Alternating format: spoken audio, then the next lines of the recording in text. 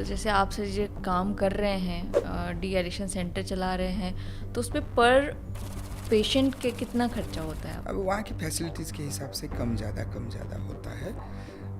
10-15 हज़ार से 20-25 हज़ार तक जितनी फैसिलिटी लेगा, जितने कॉम्प्लिकेशंस हो गए, उसके हिसाब से ट्रीटमेंट और उसका चार्जेस होता है। पर 15-20-25 हज़ार तक पूरे इंडिया में इसी रेंज में है उसका। 1 महीने का ट्रीटमेंट रहता है, तो इसके बीच ही रहता है। और लगभग कितना समय लगता है एक बंदे को प्रॉपर ट्रीटमेंट होके घर जाने तक?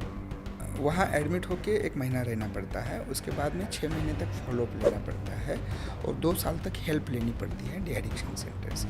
क्योंकि अभी जैसे आपने बोला कि फैमिली भी अफेक्टेड होती है, रिलेशन ब्रेक हो चुके होते हैं, तो इनको भी सुलझाना पड़ता है। क्योंकि जो दवाई, अब एक पेशेंट को मैंने सब कुछ दवाई तो दे दी, पर वो बोला सर मेरे को टेंशन मेरी बीवी का है, ये जब तक नहीं हटेगा मेरी शराब नहीं छूटेगी। तो हमने फैमिली काउंसलिंग शुरू कर दी उसमें, क्योंकि ये जो घर वाले बोलते हैं ना कि ये बदमाशी करके ऐसा करता है, नहीं, वो मेंटली इल है इसलिए करता है। ये जब घर वालों को समझ में आता है तो उनका सपोर्ट मिलता है।